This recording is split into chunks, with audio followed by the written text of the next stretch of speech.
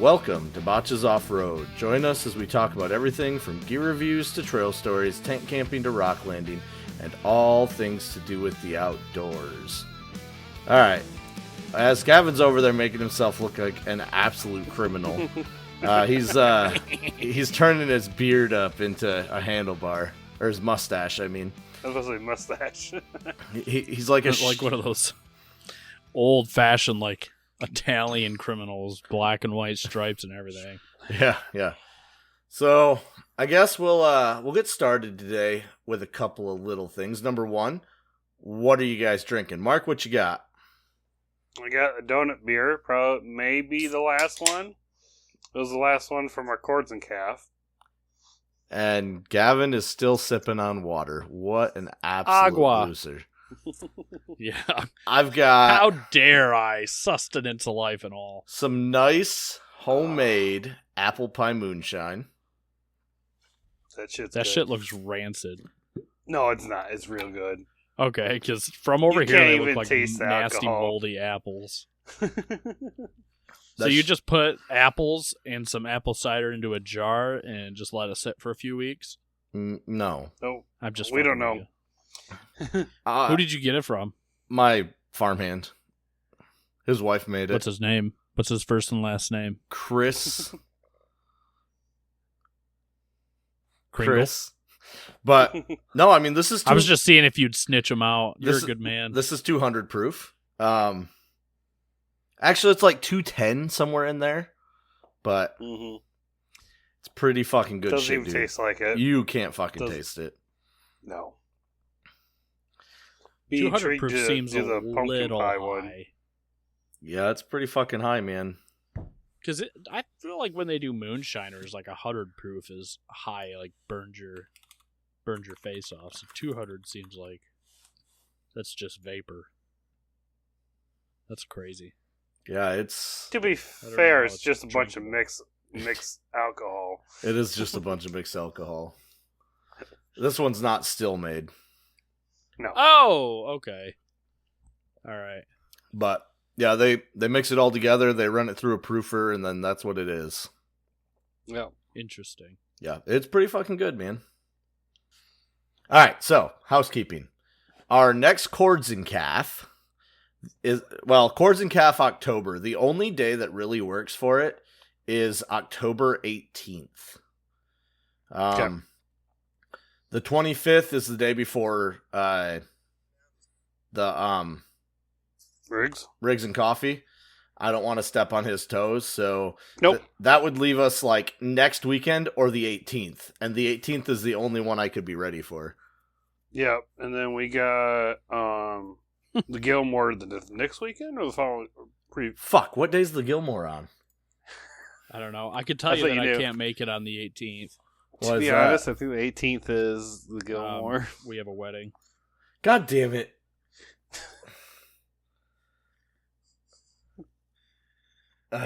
Okay, I so don't have to be there.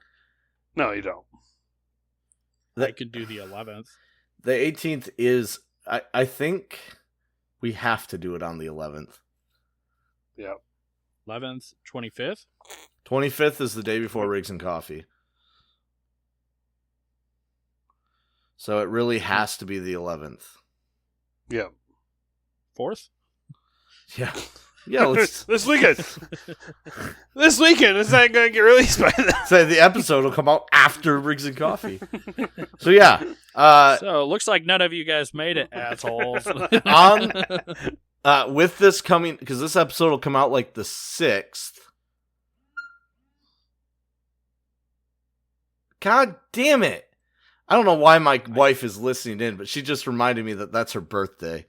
So no, the 11th doesn't work. Fuck, dude. It has to be the 25th, the day before Riggs and Coffee. There's no other day that works. I'll just have to miss it. It's not a big deal. No, because the 18th doesn't work. That's the Overland Mall crawl at the Gilmore Museum. Yeah, then we're not making it. So, Can we do it on a Sunday? nope. Saturdays only. Okay. What about a Friday? No. I like your ambition because a nighttime Coors and Calf would be kind of sick. Okay, except for that. Do an overnighter. I can't because of the farm. Yeah. What if you do it after checks? Oh, what? I go to the overnighter and then leave at 2 a.m? That sounds awful. Yeah. You just have to do it on. Oh, you said you can't do it on the 18th because of the Gilmore. Yeah. Yep. Unless we make the Gilmore Overland Fall Crawl our Rigs and Coffee, or our Coords and Calf. Yeah. I mean, Seems kind of stupid, but because you gotta have people pay to get into it. I know. Let's do the 25th. So Coords and Calf will be on Saturday the 25th, and I'll give you the 3 words, and then put everything in the show notes. The 3 words are peculiarly, basics, earliest. And I will. Can you say that again? I didn't hear that. Peculiarly, basics, earliest. And I will put that. I'll put that in the show notes along with the actual coordinates in the show notes. But I will not rattle off the show notes. So,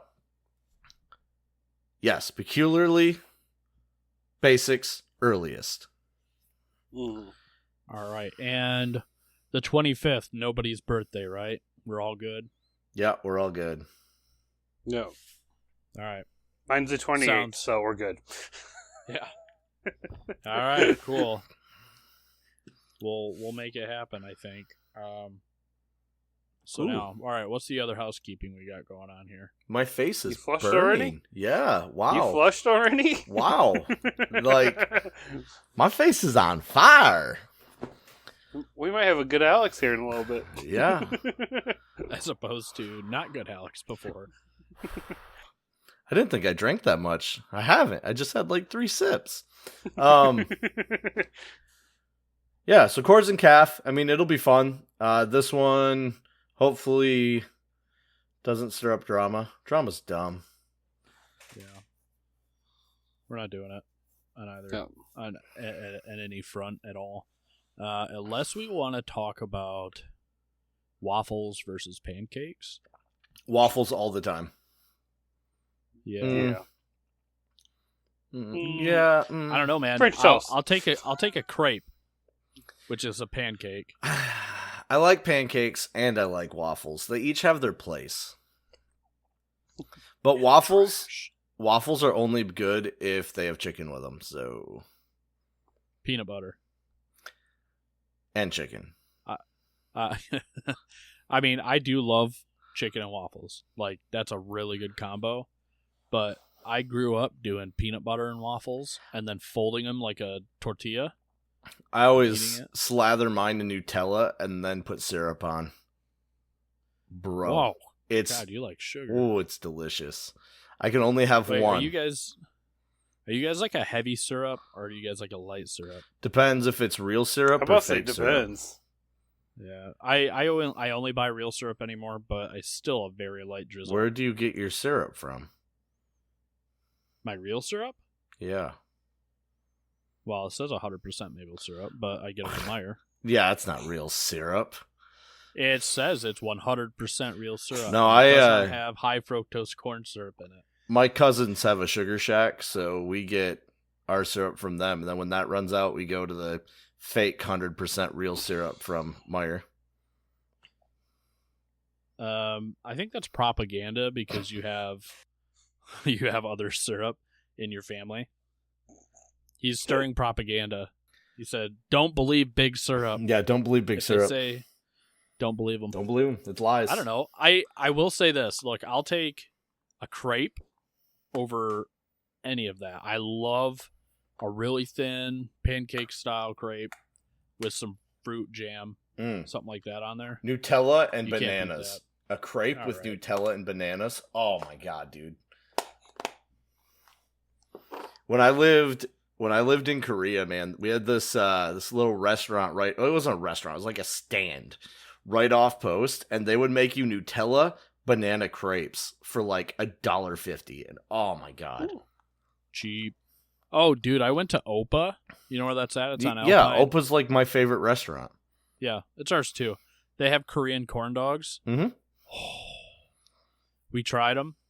Dude, it's like having an elephant ear with mozzarella cheese inside. They're It's fucking amazing. Their kimchi is like the second best kimchi I've had in Grand Rapids. The first was at this itty bitty little they had like 2 booths Korean place that went out of business a couple years ago. They didn't survive COVID's what happened, but man, that place, their kimchi was by far the best I've had in Michigan. Yeah, so last time I went, we had that. I had spicy bulgogi, and I did not like bulgogi. If you get non-spicy bulgogi, it's really good. Spicy bulgogi is not good. It wasn't the spice as much as it was like the ketchup sauce. Like it literally tasted like ketchup. So bulgogi doesn't have ketchup sauce on it. That's spicy bulgogi. That's what I'm saying though. It's like the spicy bulgogi. Yeah, but it was also like it was like pig fat almost. It was really not great. but yeah. So I will try it again at some point. Real bulgogi. You eat it. You take a little bit in your chopstick of bulgogi, a little bit of rice, a little bit of kimchi, and then eat that all at once. Yeah. Oh, speaking of Asian cuisine, the Thai place here in our home city of Newaygo, they just got approved for selling food and their food license or whatever. So they will be opening up. And if you haven't seen them, you guys should really check them out. Because their food looks absolutely delicious. Man, for whatever reason, that reminded me of the Chinese place in Big Rapids that I got shut down. I wonder if I can still find those Facebook reviews. And we are also having a boycott march down in downtown Newaygo for Newaygo Brewing Company. That's a whole drama. There's so much drama in this world right now. Dude, Holy moly. Why?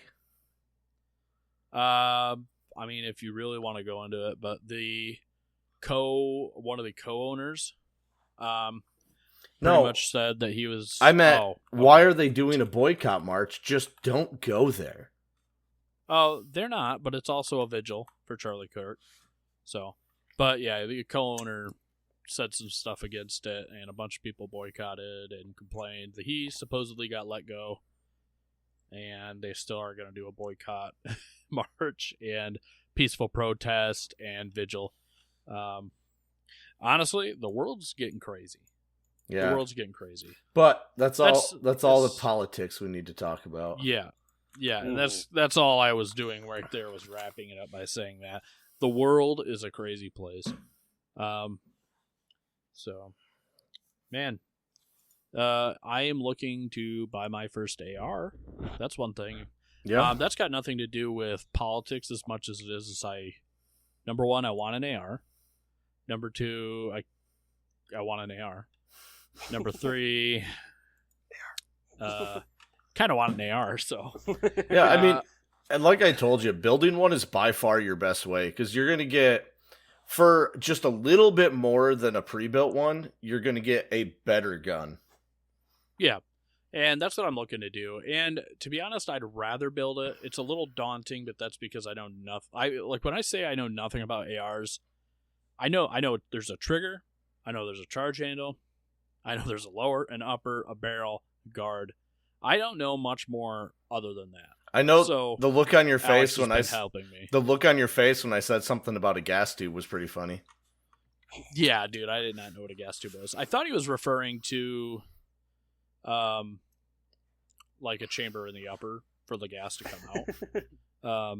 So yeah, it was surprising to me when I looked up a gas tube and it looks like brake line. So I wonder if you could use brake line as a gas tube. Like, obviously you'd have to O-ring it, whereas a gas tube doesn't usually need O-ringed, but like, in a survival situation. Now I kind of want to do some experimenting. Right.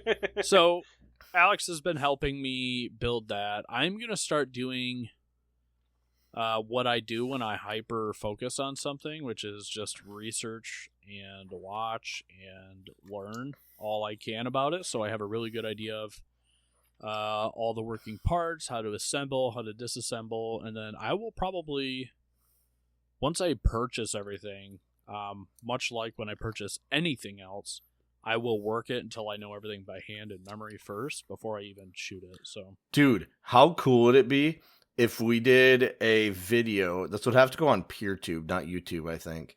But if we did a video of us building your AR, oh god, that'd be so fucking cool. we could definitely release it on YouTube. We won't get monetized, but we would never look to get monetized for them for that anyway. So. Yeah. We're not monetized either way. Yeah, I was gonna say we could. Yeah, what are we joking? We could throw it on my channel. I don't know if just Botches. Botches has a channel. Duh. Yeah, it's where I posted my forgot. walk around and where every podcast episode goes. Yeah, I forgot as soon as I said that though. But yeah, we could post it on there. I'd love to do that. We could do the video of us doing that. I'll probably come over there and we could set up some tables, get some beers. I'll clean my desk so it doesn't look like a pile of trash, and then we can do it in here.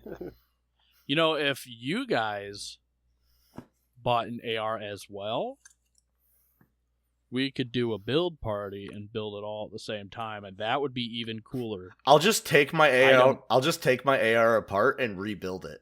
It probably needs cleaned anyway. Well, you could buy I don't know, like you could buy like an upgraded barrel or a new trigger. I'm thinking about doing a drop-in trigger group. I want a 2-stage trigger pretty bad, so that might be a thing. Me too. I don't know. I guess I'll do some looking. I was going to hold off on it, but it's a lot of the thing is it is. Well, and if you're buying one anyway, Gavin, that's a reason for you to buy the pack of 3 lowers. But we have to go through an FFL. Either way, we're going to 3D print them. Shh. We were gonna hand carve them out of wood. Can you hand carve those out of wood? Technically, they're not they're not handling any combustion, right? Technically, no. You wouldn't be able to because the BCG would get hung up as it slides. But I mean, what's the difference between a 3D printed one made out of plastic versus a wood one with maybe a little bit of plastic on top of it? You'd have to do a plastic BCG slide that gets hammered into it. I mean, maybe a lower. I'm just spitballed. Like, how homemade can people get? I mean, I know. Let's say they ban them tomorrow. Can we carve one out of a piece of wood? Well, I'd love to see that. I'm sure someone would have something. If they ban them tomorrow, I do have a thumb drive in an airtight box buried under a tree at my dad's that has all the files we need. Yay. And, okay, the world's not crazy out there. Let's talk about burying guns, right? I've been thinking about this, how to do it and have them stay good, right? So, if you got like a 6-inch PVC, you cut it a little bit longer than the length of your barrel, right? Then you put the bottom cap on and you seal it up with some PVC glue, and then you put all the gun pieces, disassembled, down inside this piece of PVC, and then pour a bunch of gun oil on it, whether, whatever kind, and then seal the other end. I think you could bury that capsule without worrying about the gun rotting out.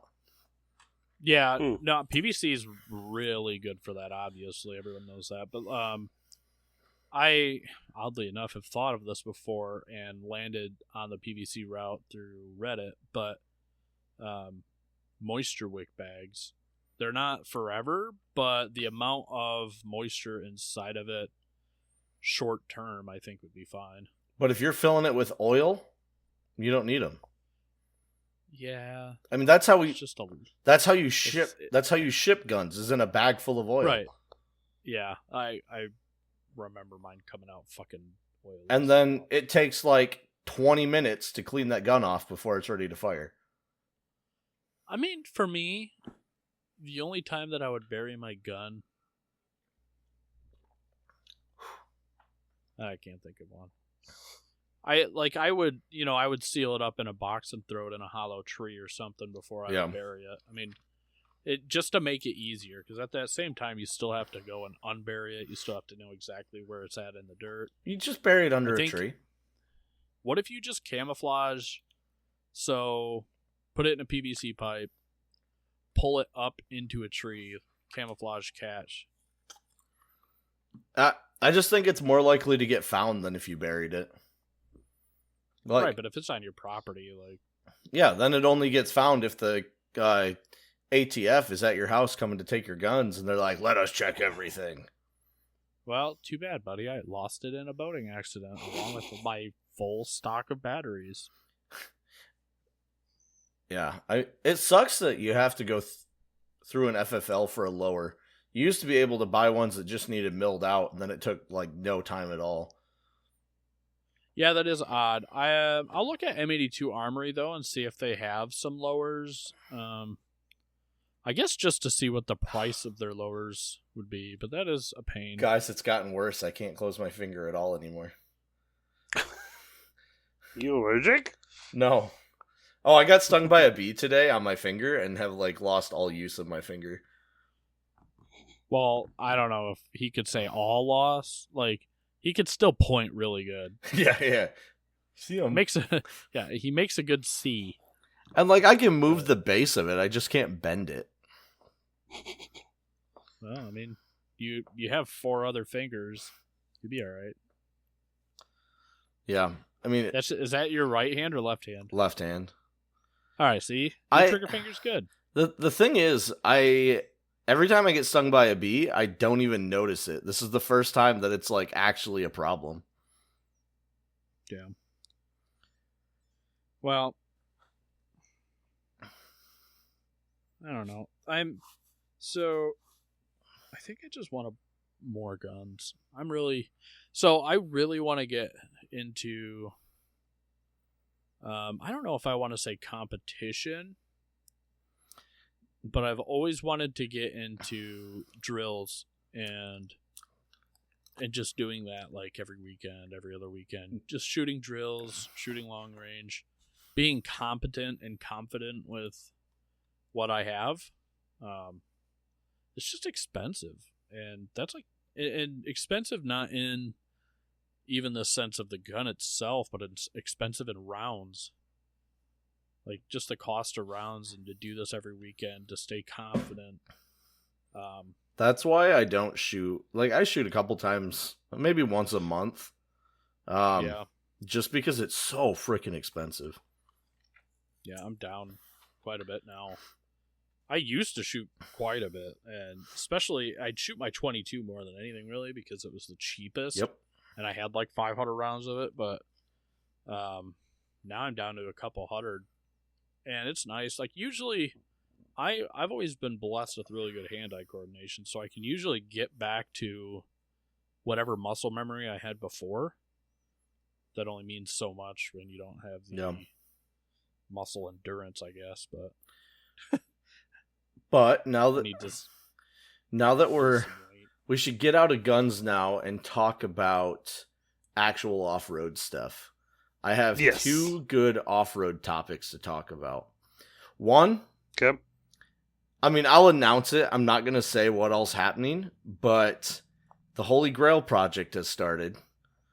Mm-hmm. So that's going on. For the Holy Grail, I've got 2 options because I'm going to do a SAS swap. I don't want to deal with IFS problems on this truck. So I'm looking at possibly doing Dana 44s. And I actually found a set of Dana 44s out of a Grand Wagoneer. And for any listeners that know anything about doing a SAS, why shouldn't I do Dana 44s over like a Dana 60? Obviously, the Dana 60 is stronger, but I also don't want to lose a shit ton of ground clearance. Yeah. You know, Dana 44s are good up to like 37-inch tires. I've seen people run 40s on them. So really, what is the inherent drawback to running a Dana 44? Yeah. I'm very curious about that, too. So yeah, that's going on. We're gonna sass Mark's truck too because IFS sucks. Yep. After seeing him troubleshoot for the last year now, almost. Yeah, but I got it think figured we're out. better off not do. I know. But I think we're better off getting away from the IFS route. Yeah, I full-heartedly agree. Gavin is going to stay IFS forever. Oh, I think he's muted. Gavin is muted. He's sad that we're not talking about guns Oops. anymore. No, sorry. But yeah, no, I'm yeah, for the foreseeable future, I have other stuff to spend my money on, and I'm not doing anything to where Solid Axle is going to benefit me so much that it's worth it. So, and it's so expensive. Like the kit that I'm looking at for the front from 4-Wheel Underground is like $7,500. Fuck, Yeah, dude. but that's almost on par with any good IFS long travel route we gotta do. So I mean, at that point, you're like, which one do I do? Yeah. I mean, my long travel didn't cost that much. It was free. No. Yeah. And to be fair, that $7,500 includes coilovers, Radflow coilovers, so they're good coilovers. But the top of the line for our IFS route is a RCLT, or whatever it is. Yeah. Which everyone runs. Well, the RCLT is sick. It doesn't work with 3rd Gen 4Runners. Yeah. But it's also like almost $10,000. Yeah, so I mean, it's going to be sick either way. I'm really looking forward to, well, 1, having better articulation. 2, having lockout hubs, because we all know how much I hate not being able to shut off my front wheels. Yeah. Yeah, so we're going to do a solid axle swap. The next thing is I need to upgrade my mule. I have decided, even though it is a company vehicle, that it's a good idea to buy, I'm going to build the back window. I'm going to put something over it, maybe steel if I can find a sheet of steel cheap enough. And then I want to build a box that I can put a diesel heater in. Yeah. Because the mule's diesel, so then I just run a little fuel tank or fuel line up to the diesel heater, and boom, now my little mule is heated. Mm-hmm. Not a bad idea. Yeah, so I think I'm going to do that. And then next, I still need tires. That set of 35s, the guy's a fucking douche canoe, and that's not going to happen. Nope. He's only a douche canoe because he sold them and won't mark them sold, so they keep popping up in my... Or at least get rid of the listing. That's what I'm saying. And he even said in the listing at one point, he edited the listing. That's the part that's got me really confused. Because it used to say, if it says it's available, it's available. But it says it's available and it's not available. So... Weird. Yeah. People suck. Marketplace sucks.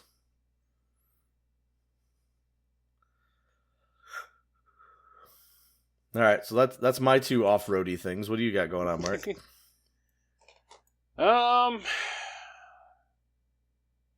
Trying to get it. I'm trying to save up so I can do it, but the FJ manual transfer case swap here, hopefully the next month or so. Yeah, we need to do that for sure. Yeah. I think trying to decide if I want to tear down and take care of a couple engine things that I've been meaning to do for the last year now. You should wait until the black truck's ready for that. Yeah, I know. Stupid knock sensors is annoying, and then gotta look at that second air intake bypass thing again. It's throwing codes again. God damn it, dude. That thing's a pain in the ass. Yep. So I'm thinking I'm better off buying a new one and see if that fixes it. Yeah. A new truck. No, not new truck. From what I understood, a lot of people have lemon kits, and so I might have ended up with a lemon kit put into that truck. Gotcha. And usually buying a different one actually fixes the problem, so hopefully that's the case. And Gavin, do you have anything off-roady? God, how rude. Of course. I mean, this is an off-road podcast, right? Did you look at your truck this week? Yeah. I've been in it, been outside of it. I did some rewiring. I wired some rock lights on my truck. I put my solar panel on my truck. You got your rock lights wired? Yeah. They were there the other day when I came by. Oh, I didn't even see them. He didn't quite get all the way to the back of his vehicle with it. Yeah, so the rock lights that I won, the cables didn't go all the way to the back because I still had to do like a small extension cable. So it was like a harness, and then they had extension, but they only had 2 extensions. And I won this from a company, I won't even name them because probably not worth it, but they're worth about $76 from their website. But RGB, so when I went to see if I could splice them, I had like 5 or 6 wires inside of it, and I'm like, I'm not doing all that. Not for a free kit. Not for something I'm only putting on just to put on. And they only had... you only had what? 4, was there only 4 rock lights? 6. And they only gave you 2 extensions. Yeah.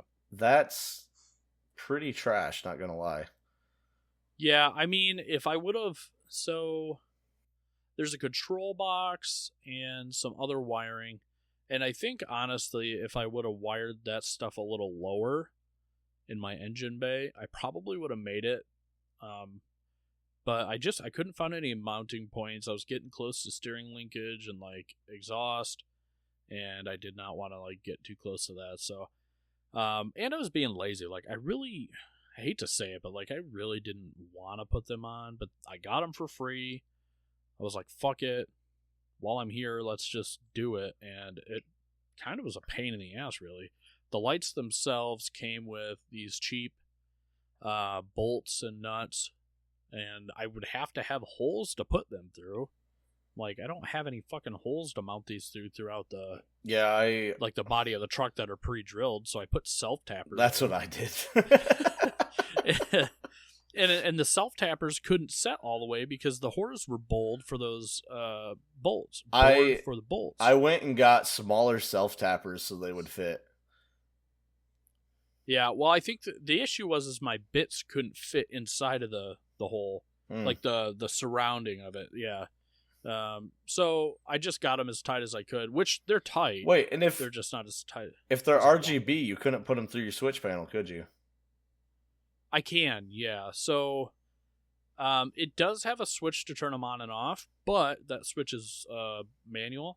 So I actually just kind of tucked that into the pillar. And then ran it off your switch panel.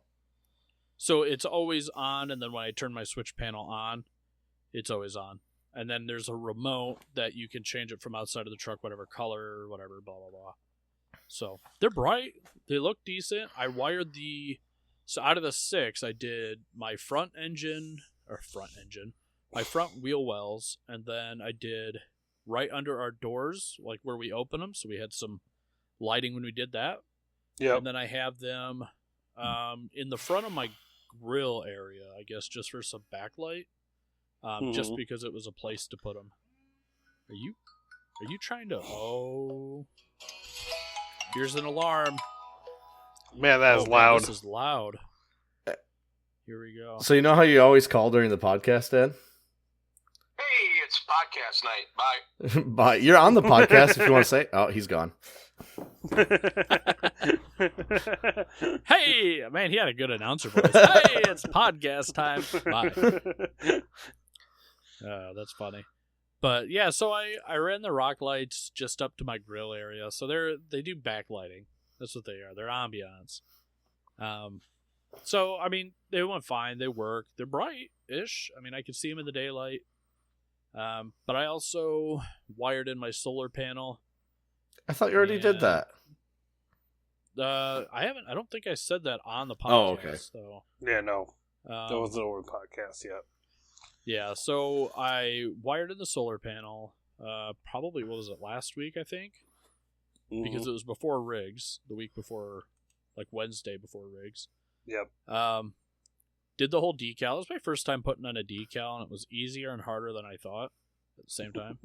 Like, I didn't know I just have to unroll it, throw some soapy water under it, and then squeegee it all off. That was easier than I thought, but at the same time, it kept sliding around every time I was pushing water out of it. It was pissing me off, so harder than I thought in that sense. So, yeah, so first time for everything, and maybe I should have read some instructions, but I watched a couple YouTube videos. Oh my God. Professional, so hey, it turned out all right. Mark saw it. I saw it. Yeah. So, yeah, I did that, squeegeed it all off, waited the 2 to 4 to 24, whatever it said, hours for it to cure. It said 24 to 48, but I couldn't wait. I wanted to do. So I did the 2 to 4, and it was hot out. It adhered. It was fine. It was dry. And put the solar panel on that after I 3M sticky taped the whole bottom of the solar panel. Put that bitch on there. Super easy wiring, just 2 connections. And then you just wire that to your battery. It was super easy. I mounted the solar controller on top of my switch panel controller. A switch panel box, which is also on top of my battery. So I have a mountain of things on top of my fuse top on my battery. But that was I was being lazy. I'll move it someday. So I got that. It's all hooked up. It's working. It was charging in a good 65 watts when I wasn't at full charge. So I would say that that's working pretty well for a 100-watt solar panel. If you don't know, they only kind of charge to 80% of capacity usually anyway. So And then Michigan is Michigan, and we have no sun. So yeah. So 65 watts for me. I don't know about that one. Yeah, it's been Mark sunny feels last differently couple being days. out it has, but like the thing is, solar panels here in general work less than a solar panel in, say, Arizona. Yeah. Right, just the UV Yeah. exposure. Yeah. So yeah, no, it's working good. I have it on a Bluetooth app so I can check what it's drawing, what my battery is at, what the temperature of my battery is at, everything like that. So it's pretty cool. And then I did some wire management because that was seriously needed. Got my little mini zip ties out, started kind of, I don't know, like consolidating. And then while I was working all that wiring, I took my battery out, cut a piece of wood to make a spacer to raise my battery up a little bit. And put the wood underneath the battery.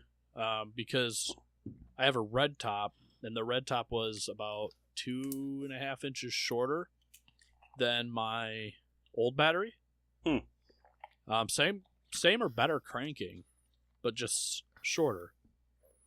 So my my mount bracket for the battery, the hold down bracket, couldn't tighten on it. So that loose negative issue I was having when I was wheeling and my truck just not starting. That was because my battery was bouncing around and it loosened the negative terminal off. So I put that underneath the battery, bolted that down with some self-tappers, and, put that back on, mounted it, tested everything out. Everything worked good. We went to go to Rigs and Coffee Sunday, and I couldn't shift out of park. Oh my God. Like, what the fuck? So I'm trying to can't figure out why it won't let me shift out of park. I thought, you know what? Maybe while I was messing and checking fuses, I put one back in the wrong spot. Sure as shit. I had one, it was my park auxiliary or something like that. Yep. Fuse is in the one spot lower than it was supposed to be. I moved it. Boom, I could shift. Crazy. I had a similar problem when I hit that deer last year, where as soon as I hit the deer, I could get it to shift out of park, but I had to hit the park release, and I couldn't figure out why. Turned out that it had, when I hit the deer, it had jostled the fuse out of position. No other damage on the truck. The fuse just rose out of its slot. Yeah. Yeah, well, it happened to me because I was at daycare and my mirror lights were flickering and then just turned off. So I tried to fix the mirror light. I popped the reflective part of the mirror off, reconnected, and kind of messed with the prongs of the light, and I guess I blown a fuse when I did that. And normally I wouldn't care, but that fuse also powers my dash lights, so I couldn't see a damn thing. So I went to go fix that, and that's how I figured that out. So, yeah. Other than that, no real news. I have Bison sending me some new gear soon. That's going to be cool. They're sending me the propane tank mount and a couple other goodies. So I will let you guys know how that goes. But not having my propane tank in the truck will be nice. Yeah. That'll save me some space. So that I could put my firebox that I just got. I just picked up a firebox and a propane tank. Propane tank went to Alex, and the firebox I tested out, really good. Carries some really good heat. Honestly, I was surprised. I wish that the propane tank was the blue one, just because they look cool. They do, yeah, they do. When I looked it up to see the price of it, because I was gonna put it on Marketplace if nobody said they wanted it, for $100 or so, and saw that they were like pretty expensive. Yeah. But the blue ones are cool. So that's why it doesn't matter. I got it for free basically. That was the reason that I was never a huge Ignik fan, because it's like $130 for a fucking 5-pound propane tank. Like, it's insane. Yeah. Yeah, and then for the shield thing that goes over it, the cover or the bag or whatever, that's another price too. So I found a fire can for sale on Facebook for $120. I asked them if they'd take 100. They said sure. So I picked that up for 100 and gave Alex half of that kit, and I kept the fire can. Tested it out on my. Gave Alex. I paid for it. Well, I didn't want to say that you paid a certain amount, so that's just what that's just what I said. But then I tested it out before I did that just to make sure there was gas and everything in the tank, everything was working properly. Did it on my dining room table. That was smart. Yeah, I paid the price that those tanks should be. Yeah, $50. Yeah, right? That's what they should be. Not that bad. So, all in all, in the firebox, which is usually a good $200 some for the firebox, and then $100 some for the tank, I paid, after guy math, $50. Yeah, you did good. Yeah, so it was pretty good. Alex has something for cheaper than it would usually be if he bought it. I have something for cheaper than it usually would be if I bought it. So yeah, if you hadn't gotten that, I never would have bought that. I would have just went and bought a 5-pound one from somewhere, or probably a 10-pound, honestly. And I would have just ran that. 10 pounds aren't that much. Yeah, 10 pounds aren't that much more expensive than 5, surprisingly, but kind of crazy. I wonder how much I can get a 10-pound one for off Marketplace. Sorry, if anybody hears my kid knocking around, apparently he's a heathen. He broke our gate that separates the kitchen to get over here, and I've been too lazy to put it back up because it's kind of a pain. Yeah. So you see, this is what I would have done. 2 30-pound propane tanks in Saginaw for $28. Certified. Yeah, that's good. Yeah, I don't know. You said 30 pounds? Yeah. Interesting. I just have a hard time paying the ridiculous prices some of these companies ask for. Igniks are, I like Ignik products, don't get me wrong. It's just, they're not worth, it's literally just a bit of steel with a valve on it. Yeah. But. Yeah, I have no problem with it. I paid it because I was storing it in the vehicle, and I wanted the nice little case to help keep some of the crap. Because I really don't love propane smell. Yeah. So I want to kind of keep that sealed in. It seemed to do well enough, and keep it clean, keep it without getting wet. And I could store it outside without really worrying about it. And I'm going to try that when I do get that propane tank mount. I'm going to try and do it with the case. And if I can't, so be it. Mm-hmm. But getting that, the whole reason I wanted the 5-pounder was because I needed something bigger than a 1. Yeah. And I really didn't have a ton of space inside the truck to put like a 30. So it was kind of a good happy medium. It fit perfectly with everything else that I have in there, but getting rid of that is going to give me more space to put a fire can, or the perfect place for that area, honestly, right now would be a diesel heater for this coming up, which I do plan to get to coming up here. I really need to get on that because once it starts getting colder, man, it's really going to limit our season. I kind of feel like we're pretty much done, though. Yeah, I mean, I want to get out the last couple. We've still got. Oh, hey, we're supposed to talk about this on here. So yeah, we still got Benji's Friendsgiving coming up on the 21-22 of November. Yep. Which Benji was nice enough to give tickets to me, Mark, Alan, and Kaylin. Mm-hmm. So we have to blast him with reels and all the fun stuff. Oh, so even if I was able to go, I'd still have to buy my own ticket. They're a whopping $50. For right now. Yeah. They go up, I think the 1st of November. Yeah. Because I was thinking of driving down there, actually, but just because I tend to be free right now, we'll see. There's so much happens between then. My son's birthday is a couple days before, so I mean, we're going to be spending money on his 2nd birthday. If you so are kind of like, I don't know. If you are able to go, I'll split the cost of a ticket with you. Oh, dude, ticket won't be that bad. I just didn't realize that there were tickets. So completely fine, not a big deal. We'll see.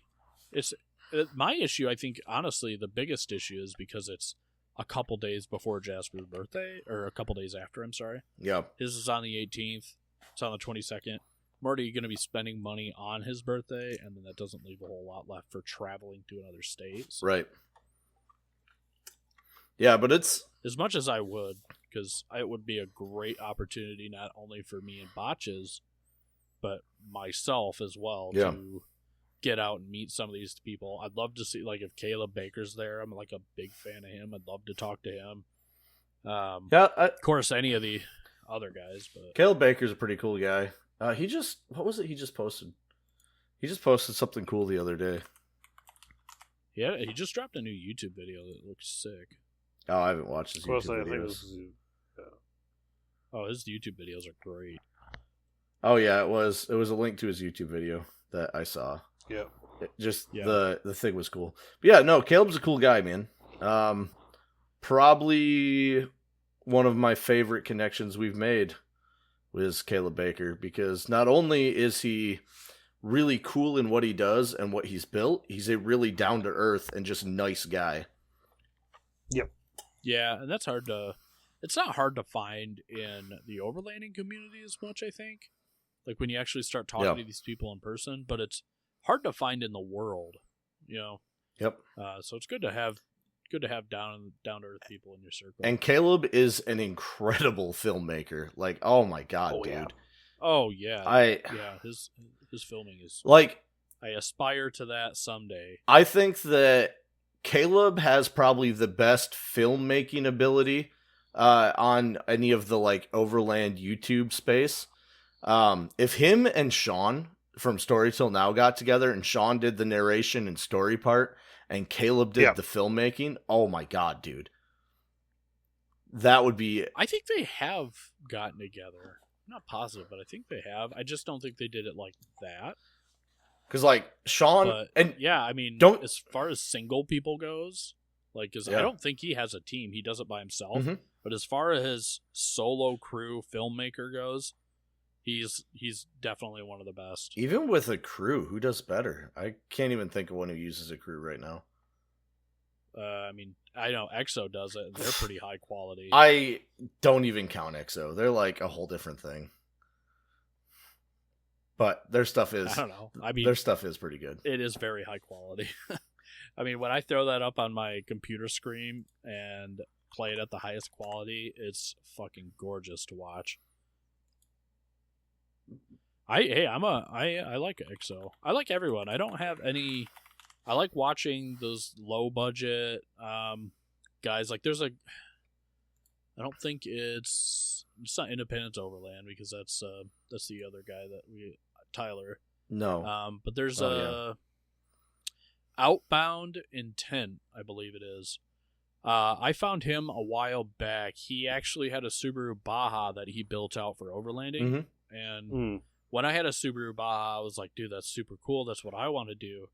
And then I find out a couple videos later that he has a fucking FJ too. So one of the very few people that had that odd combination of a Subaru Baja and an FJ, and he was doing overland content for his age, his profession, his video making. He's got really, really, really good narrating skills. He's got really good video and like film skills, and he's got nowhere near the follower base yet, but he really deserves it.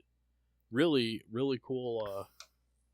I think he's based out of Maine, that area. I'm not positive, but it's cool. I will come out and say I've never watched an X Overland travel video. I've only watched X Overland build videos. So you should open your mind, buddy. I don't know, man. They are cool.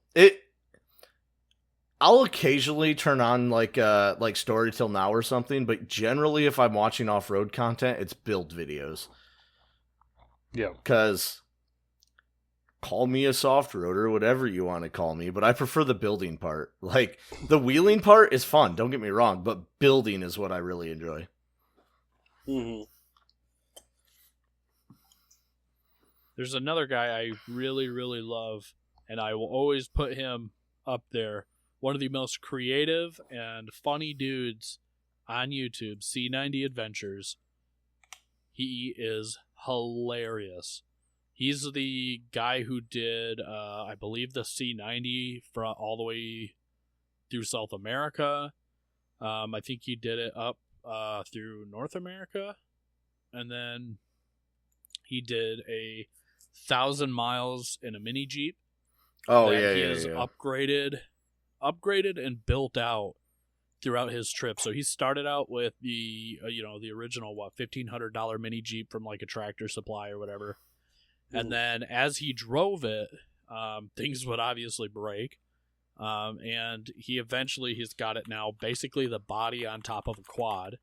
He's got it radio remote controlled so that when he gets into super deep snow on mountain passes, he can walk behind his mini Jeep and radio control it with a controller. and the guy's hilarious too. Like he's always doing something funny. He's talking to locals. He's always got people helping stuff out. I think his shifter broke one time and he drove it in like second all the way into a town and found a random mechanic to weld his shifter back on. Like, he struggles a ton, and part of that struggle is some of the entertainment, man. He went through a mud pit somewhere in like Idaho or something like that, just trying to get through the trail, and he doesn't have like mud flaps or whatever on the side. Because his quad tires are wider than the wheel wells on the Jeep. So this dude, by the time he got out of it, you're watching him, he's covered in fucking mud, and he's living like this too. I mean, it's quality, cool stuff.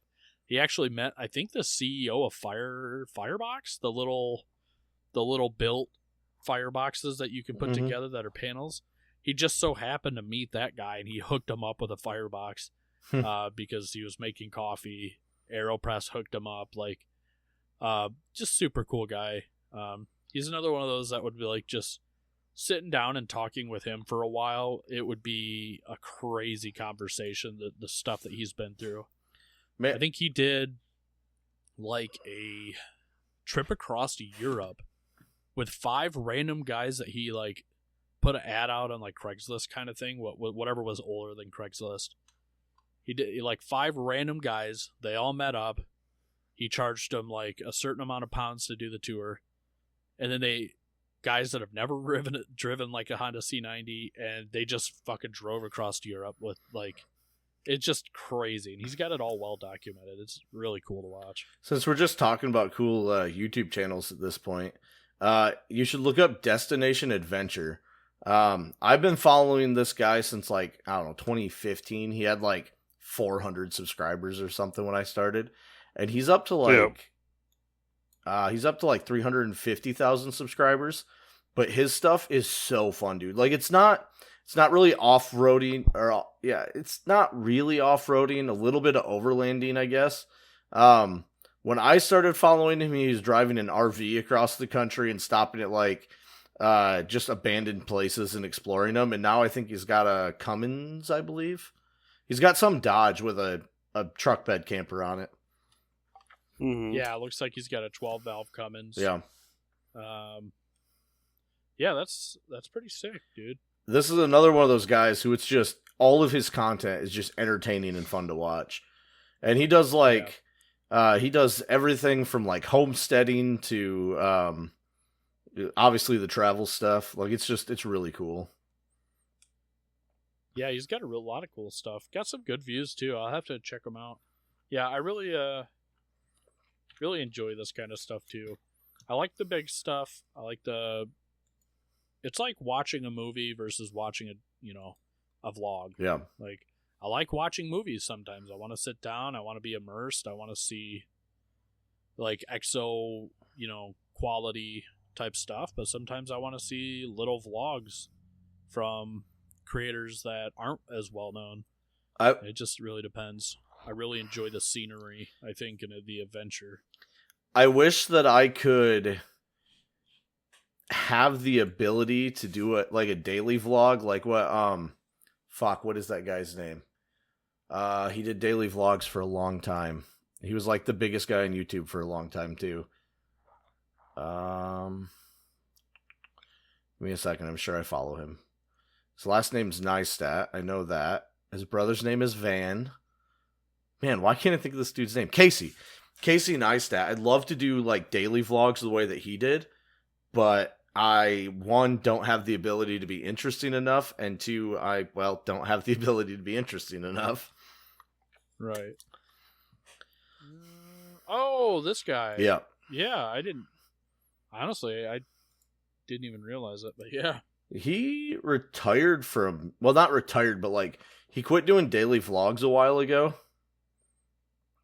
So, yeah, but when he was doing daily vlogs, dude, he was huge on YouTube.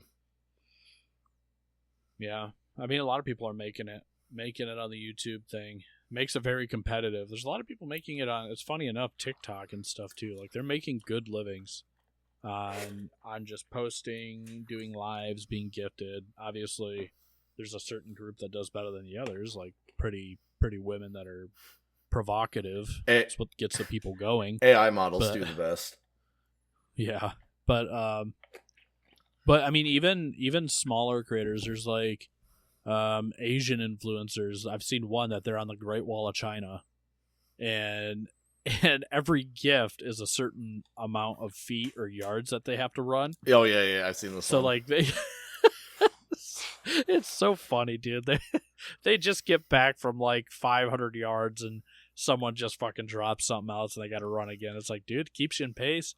There's bigger guys that are working out and every gift is a rep or something like that. And people make money on it. So it's cool stuff. You guys have been here for a journey. I went from my finger barely not moving to not moving to moving again. See? All better. All it took was some moonshine. Oh, it still hurts like hell. Well, not enough moonshine. Yeah, but I'm all out of moonshine. We're almost out of time, so. Yeah. Well, on that note, we will catch you guys later. Yep. See you later. Later.